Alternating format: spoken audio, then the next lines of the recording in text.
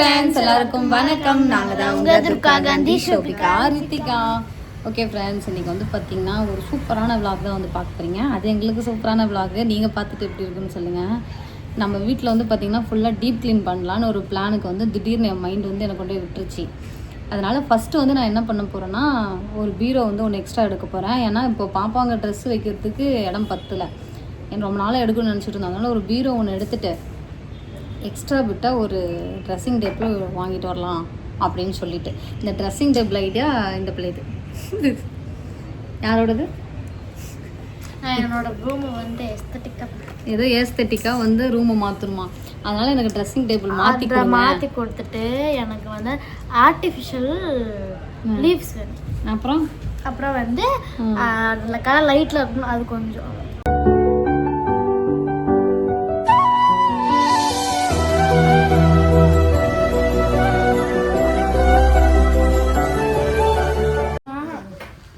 கருப்பு கலர்ல வாங்கிக்கோ.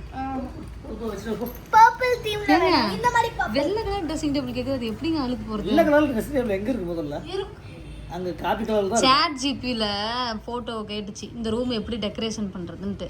சாட் ஜிபி ஒரு போட்டோ ஒன்று கொடுத்துருக்கு. அதுல வெள்ளை கலர்ல ட்ரெஸ்ஸிங் டேபிள் வந்திருக்கு. பெயிண்ட் அடிக்கிறியா? என்னது?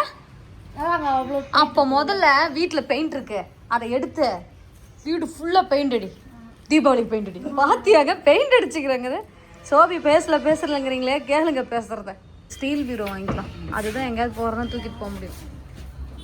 உங்கள் ரூமில் பீரோலாம் வைக்க முடியாது சோபி. ரூம் எங்கள் பீரோவில் எங்கள் ரூமில் வைக்கிறேன். ஓ, இவங்க ரூமில் கூட பீரோ வைக்கிறேன்.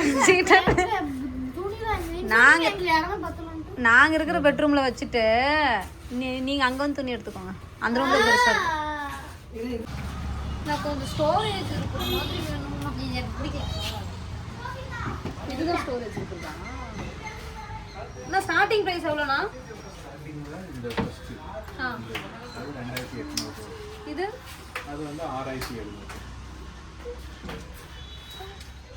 நம்ம சொல்லிக்கு வாங்குற பார்த்தோம்ல, அகலமாக ஒரு பீரோ இருந்துச்சுல, 2 இது வச்சு. அது இப்போ என்ன பெயிண்ட் ஸ்மெல்லா?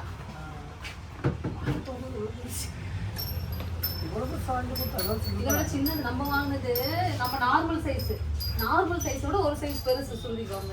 அவ்வளோ உடல்ல 5 அடி. இது ஸ்டார்டிங் எவ்வளோண்ணா வருது? ஸ்டார்டிங் வந்து 6 அடினா 8800 ரூபாய் வரும். இப்போ இது எத்தனை? இது எவ்வளோ வரும்? இது அகலம் ஜாஸ்தி, 3 அடி அகலம். இது வந்து 14. என்ன கரெக்டாக இருக்கும் எடுத்துக்கா. நான் அப்படிலாம் முடிவு வாங்க மாட்டேன். நான் யோசிச்சு முடிவு பண்ணுறேன். இது எவ்வளோண்ணா வருது? இது 9500. அந்த மாடலும் 3500 நான் 500 கொடுத்துருவேன்.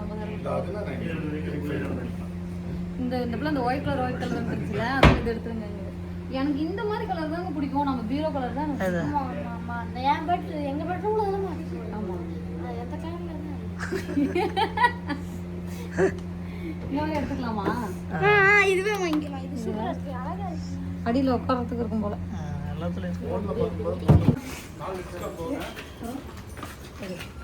பார்த்து கால் வச்சு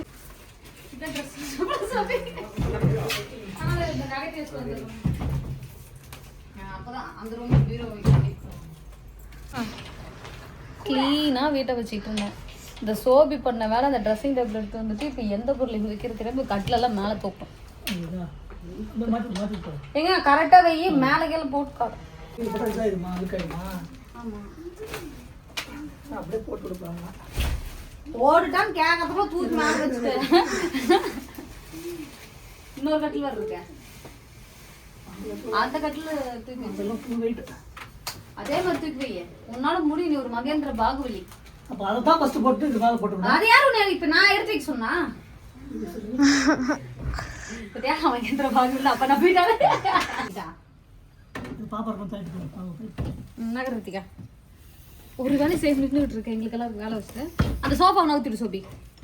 நவுத்துறா. நான் தான் நவுத்துறேன். அப்ப இதை மட்டும் நீ தூக்கி வச்சுன்னா வச்சுக்கோங்க. இன்னையில இருந்து நீ என்ன சொன்னாலும் நான் கேட்க மாட்டேன். எடுத்து யாரா லைட்டா பண்ண? அவன் தான் பண்ணான். சரிங்களா? சரி சிரிக்கூட சொல்லி விரியுது பாரு கட்டில. லாக்கு போட்டு விடுக்கு சார். இங்கே எங்கேயும் ஒரு பக்கம் லாக் இருக்கும்போது வெயிட்டே இல்லை.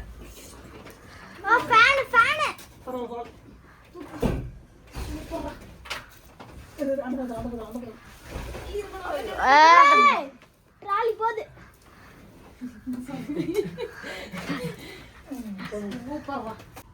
அது மேலே வச்சுக்கலாம். மேல எங்க வைப்ப? இதுவே தூக்க முடியல, மூச்சு வாங்குது. நான் அதுக்கு மேல தூக்குவியான். எனக்குலாம் வயசாகி போச்சு. Yes my mother is 30 no. ஆமா, நவம்பர் வந்தா 30 வயசு. பெட்ஷீட் போத்திட்டோம், பெட்ஷீட் போறோம். ஏங்க நம்ம இதையும் போட்டுட்டு மேல பெட்ஷீட் போத்தி விட்டுறலாம். Super ragi sir. உன்னால் முடியாதுன்ற ஊரே சொல்லும், நம்பாதே. போக மாட்டேதா? நம்பாதே போய். இப்ப இந்த டாலி எடுத்து, இந்த டாலி எடுத்து இங்க வை. வச்சுட்டு இங்க வச்சிடலாம் கட்டில. அவ்வளவுதான். கட்டில உள்ள தள்ளி விட்டுருக்கு சார்.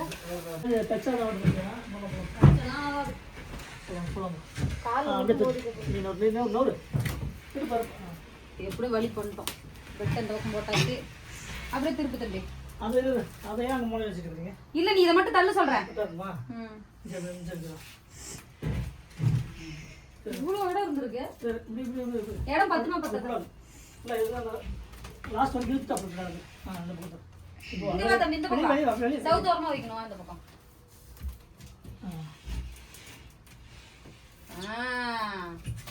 நீ மாட்ட காண முடியாது. வச்சதுக்கு அப்புறம் தான் மனசு சோவி வரும்.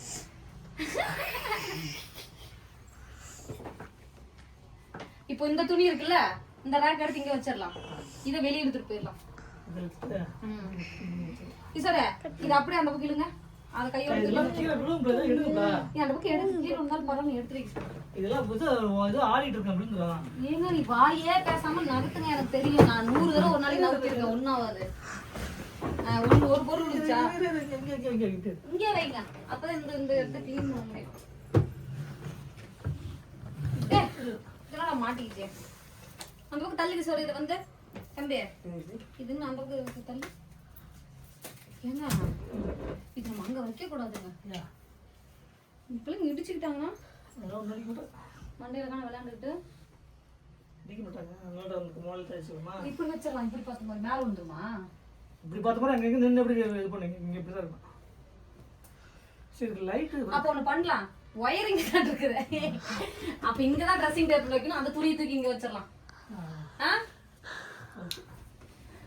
ஃபேன் போட்டு சொல்லி நினைத்ததை நடத்தியே முடிப்பவள். அதே மாதிரி அதுதான் சோபிகா தான். இப்போ அந்த பாரு அங்கே காலேஜ் இருக்கிற துணியெல்லாம் மடிச்சு வச்சுட்டு ட்ரெஸ்ஸிங் டேபிள், இந்த பழைய ட்ரெஸ்ஸிங் டேபிள் இருக்கிறது எல்லாத்தையும் எடுத்து வைக்கணும். ஓகேவா சோபி? இல்லைன்னா ட்ரெஸ்ஸிங் டேபிள் என்னோட ரூமுக்கு தூக்கிட்டு போயிடுவேன். எடுத்து வச்சிடுறியா? இன்னைக்கெல்லாம் உனக்கு தூக்கம் வராது. அதான் நான் பார்த்தேன். பார்த்தீங்கன்னா சோபிகா ஆசையை நிறைவேற்றியாச்சு. இந்த ட்ரெஸ்ஸிங் டேபிள் தான் வந்து வாங்கியிருக்கோங்க. பாருங்க எங்கே இங்கே போய் நான் எங்கே இருக்கிறேன்னா எனக்கு தாண்டி இவ்வளோ ஹைட் இருக்கும் போல். எனக்கு தெரிஞ்சது ஒரு 7-8 அடி இருக்கும்னு நினைக்கிறேன். இது எப்படி இருக்குன்னு சொல்லுங்கள். இதோட ரேட்டு வந்து 9500 சொல்லியிருந்தாங்க. ஃபைனலாக வந்து பார்த்தீங்கன்னா 8500 வந்து கொடுத்துருந்தாங்க. இப்போ டூர் பார்ப்போமா? எம்டி டூர் பார்ப்போம். அதுக்கப்புறம் ட்ரெஸ்ஸிங் டேபிள் டூர் காமிக்கிறேன். இதில் வந்து பார்த்தீங்கன்னா 1 2 3 ரேக் இருக்குது. நமக்கு வந்து கிளாஸ் டோர் வந்து கொடுத்துருக்காங்க. அப்புறம் இங்கே வந்து நம்ம கண்ணாடி பார்க்குறதுக்கு இந்த இடத்துல லைட் இருக்குது. தெரியுதா? இந்த லைட் தெரியுதா? நமக்கு செக் பண்ணவே இல்லை. அதுக்கப்புறம் அதே மாதிரி சேம் இந்த பக்கம் வந்து பார்த்தீங்கன்னா டோர் இது இருக்குது. 1 2 3 இது வந்து கண்ணாடி தான். நான் மெயினாக ஸ்டோரேஜ் எனக்கு நிறைய வேணும்னு சொல்லி தான் வாங்கினேன். அப்புறம் பாருங்க இங்கே ஒரு ட்ரா போ. அப்புறம் இங்கே பாருங்க 1 2 அதே மாதிரி இந்த பக்கம் தெரியுதா? 1 2 ஆமா பத்தாததுக்கு நமக்கு ஒரு ஸ்டூல் உட்கார்றதுக்கு. அப்படியே உட்காந்துட்டு பட்டிட்டிங்கிறீங்களா பார்க்கலாம். எதுக்குக்கா இப்போ ஏற்கனவே உங்கள்கிட்ட ட்ரெஸ்ஸிங் டேபிள் இருக்குல்ல, இப்போ எதுக்கு தேவையில்லாம வாங்கினீங்க அப்படின்னு நினச்சிங்கன்னா, எங்ககிட்ட வந்து இருக்கிற ட்ரெஸ்ஸிங் டேபிள் வந்து ஃபஸ்ட்டு வந்து பார்த்திங்கன்னா இது நாங்கள் புதுசாக வாங்கினதே இல்லை. இது வந்து நாங்கள் ஃபஸ்ட்டு ஒரு ஹோல்சேல் கடையில் செகண்ட் ஹேண்ட்லாம் பொருள் வாங்குவோம்ல, ஹோல்சேல் கடைங்கிற செகண்ட் ஹேண்ட் பொருள் வாங்குவோம் இல்லைங்களா, அங்கே வாங்கினது. இது ஒரு 1000 ரூபாய்க்கு வாங்கினோம். இப்போ என்னாச்சுன்னா இந்த ட்ரா எல்லாம் உடஞ்சி போச்சு, க்ளோஸ் ஆக மாட்டேங்குது. இங்கே பாருங்க எப்படி கசன்னு இருக்கு. அதனால தான் சரி ஒரு ட்ரெஸ்ஸிங் டேபிள் வாங்கலாங்கிறது என்னோட பிளான். இது வாங்க எத்தனை வருஷம் இருக்குமா அந்த ட்ரெஸ்ஸிங் டேபிள்? இது ரித்திகாக்கு 6 மாசம் இருக்கிறப்ப வாங்கினோம். இப்போ ரித்திகா 8 வருஷம் ஆச்சு. 9 வருஷம் ஆச்சு. 9 வருஷம் ஆச்சு. இது 1000 ரூபாய்க்கு வாங்கினேன் செகண்ட் ஹேண்ட்ல. அது இன்னுமே ஒன்றும் ஆகலை. இப்போ வந்து பார்த்தீங்கன்னா நீங்கள் ஒருத்தவங்கள்ட்ட கொடுக்க தான் போறீங்க. ஒருத்தவங்க வருவாங்க, ஒரு அண்ணா வீடு க்ளீன் பண்ணுறதுக்கு, அந்த அண்ணாட தான் கொடுக்கலான்னு பிளான். அது என்னன்னா இங்கே நடுவில் ஒரு இருக்குல்ல, அது வந்து உள்ளே கை விட்டு எடுக்கிற மாதிரி இருக்கும். சரி, அது இல்லாமல் இதெல்லாம் உடஞ்சி அந்த ப்ளைவுட்லாம் வந்து பார்த்தீங்கன்னா பேந்துட்டு வர ஆரம்பிச்சிருச்சு. அதனால தான் நம்ம வந்து ஒரு ட்ரெஸ்ஸிங் டேபிள் எடுத்தோம். இந்த துணியெல்லாம் மடிச்சு வச்சுட்டு எங்களால் ஸ்க்ரீன் போடணும். எப்படி இருக்குது அப்படிங்கிறத மறக்காம கமெண்ட்ஸில் சொல்லுங்கள். அடுத்தது பீரோ வாங்க போகலாம். இதெல்லாமே வந்து நான் வந்து மொத்த வீட்டை க்ளீன் பண்ணிட்டு காமிக்கிறேன். இப்போதைக்கு வீடு கசன்னு இருக்குது. தயவு செஞ்சு யாரும் எனக்கு திட்டாதீங்க. நேற்றுக்கு இந்த மேலே இருக்கிற செல்ஃபு ஃபுல்லாக க்ளீன் பண்ணி இவ்வளோ குப்பை எடுத்திருக்கேன். கைலாங்கடையில் நேற்றுக்கு போய் இன்னைக்கு காலையில் நோட்டு புக்கு போடுறது ஒரு 230 ரூபா கிடச்சிச்சு. கொஞ்சம் கொஞ்சமாக தான் வேலை செய்யலான்னு இருக்கேன். ஏன்னா மொத்தமாக செஞ்சாலும் பிள்ளைங்களை ஸ்கூல் அனுப்பிட்டு செய்ய முடியாது. அதனால என்னோட பிளான் என்ன, ஃபர்ஸ்ட் பாப்பாங்க ரூம் இந்த ரூமை க்ளீன் பண்ணி எல்லாரும் செட் பண்ணிட்டோம்னா அடுத்து எங்கள் ரூமில் பெருசாக ஒன்றும் இல்லை. பீரோவில் துணியை மட்டும் மடிச்சு வச்சுட்டு அப்படியே ஒட்டரை அடிச்சு விட்ற வேலை தான். அதுக்கப்புறம் டைனிங் ரூம்லேயும் ஒன்றும் பெருசாக இல்லை, இங்கேயும் ஒன்றும் பெருசாக இல்லை. கிச்சன் அங்கே தான் எனக்கு வெயிட்டே இருக்குது. இதுதான் நம்ம வாங்கினேன் பீரோ. இதுக்கு நான் திறப்பு எவ்வளோ பண்ணட்டுமா? அங்கே நவுத்திட்டு போயிடலாமா? எங்கே போனார் சித்தப்பா? இது வந்து வெயிட் கம்மி தான். பீரோ வாங்கினது காரணம் என்னன்னா, நம்ம வீட்டில் வந்து ஏற்கனவே இந்த மாதிரி ஒரு பீரோ வச்சுருக்கோம். அது இல்லாமல் ஒரு மர பீரோ ஒன்று வச்சுருக்கோம். இப்போ என்னன்னா 2 பீரோவும் நிறைஞ்சி பத்தாததுக்கு பாப்பாங்களுக்கு அந்த செல்ஃப் மாதிரி ஒன்று வாங்கினோமா. இப்போ கிஷோர் வந்ததுக்கப்புறம் அங்கேயும் துணி வைக்கிறதுக்கு பத்தில் பாப்பாங்களோட புது ட்ரெஸ்லாம் வைக்கிறதுக்கு இடம் இல்லாமல் எல்லாம் கட்டப்பையிலே வச்சுருக்கேன். அதனால பாப்பாங்களோட புது ட்ரெஸ் மட்டும் வைக்கலாம்னு சொல்லி இந்த பீரோ வாங்கியிருக்கேன். ஆனால் எல்லா பீரோலையும் என் துணி தான் இருக்கும். அவ்வளோதானே? ஏயா ஏசி பூரா பீரோவே எடுத்துக்க மாட்டேங்குது. உங்கள் அப்பாவுக்கு நான் சொன்னா ஆகுது. திறப்புள்ள பண்ணுமா? நானும் பண்ணிட்டுமா? இது ஒரு சைடு மட்டும் கிளிக்கலாம், பின்னாடி கிளிக்காது. பின்னாடி அப்படியே இருக்கும். அதுக்காக போன தடவை நாங்கள் பீரோ வாங்குறப்ப இப்படி தான் பிளான் பண்ணுவோம். மேலாம் கிளிக்காதா? நான் அந்த சைட்ல கிழிச்சு கொடுக்குறேன். அப்போ நான் நடுவில் கிழிக்கிறேன்.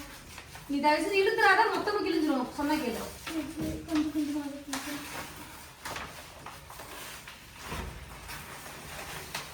எப்படி இந்த பக்கம் இருந்தா அழுக்காகும்.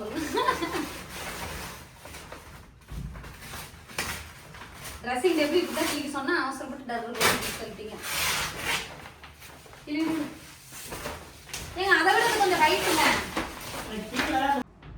பீரோ டூர் பார்க்கலாமா? நான் எல்லாத்தையும் க்ளீன் பண்ணிட்டு ஒரு ஹோம் டூர் போடுறேன். ஏங்க ஒண்ணுமே இல்லைங்க பாருங்க. பேப்பர் பேக்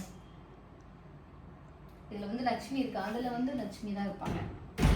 அதுல வந்து கிளாஸ் பூரா கண்ணாடியா இருக்கு. இங்க கண்ணாடி, இங்க கண்ணாடி, இங்க கண்ணாடி, அங்க கண்ணாடி. அம்மா சரி ஓகே, இந்த வீடியோ பிடிச்சதா? அதுல இந்த கிளாஸ் இருக்குல்ல, இந்த கிளாஸ் அதுல உடைஞ்சிருச்சு. இல்லை ஆமா, நீ எக்ஸ்ட்ரா ஏதாவது பேசணும் பேசி வேணா பாரு. இங்க பாரு, இப்படி பண்ணக்கூடாது. இப்படி எடுத்து ஃபர்ஸ்ட் பண்ணிட்டு அதுக்கப்புறம் தான் பண்ணணும். ஓகேவா? இது நல்லா இருக்க மாட்டேங்குது இந்த கலரும். ஆனால் இதோட கொஞ்சம் தான் பெருசு. சரி ஓகே, இதுதான் வந்து பார்த்தீங்கன்னா நம்ம வீட்டுக்கு புதுசாக வாங்கின திங்ஸ். இது எப்படி இருக்கு அப்படிங்கிறத மறக்காம சொல்லுங்க. இது எவ்வளோன்னு பார்த்தீங்கன்னா 7500 ரூபா சொல்லியிருந்தாங்க. ஃபைனலாக 6800 ரூபாய்க்கு கொடுத்தாங்க. நாங்கள் அந்த பீரோ எங்கள் அப்பா எனக்கு வாங்கி கொடுத்தாரு. இந்த பீரோ எங்கள் அப்பா வாங்கி கொடுத்தாரு. இதுவுமே வந்து பார்த்தீங்கன்னா 6500 ரூபாய்க்கு வாங்கினோம். ஒரு வருஷம் கழிச்சு 6800 ரூபாய்க்கு வாங்கிட்டு நான் சொன்னேன். ஆனால் போன தடவை 6500 ரூபாய். எப்பங்கா வாங்கி ஒரு வருஷம் ஆச்சுக்கா, ஒரு வருஷத்துல என்னென்னமோ மாறிடுச்சு அப்படின்னாரு. ஆனால் பரவாயில்ல, நல்ல மனுஷன். ஆனால் கை இப்படி வேற மாதிரி இருக்குங்க. அது வேற மாதிரி இருக்கு, இது வேற மாதிரி இருக்கு பாரு. சரி அவ்வளோ முடிச்சுடுவோம். நன்றி, வணக்கம்.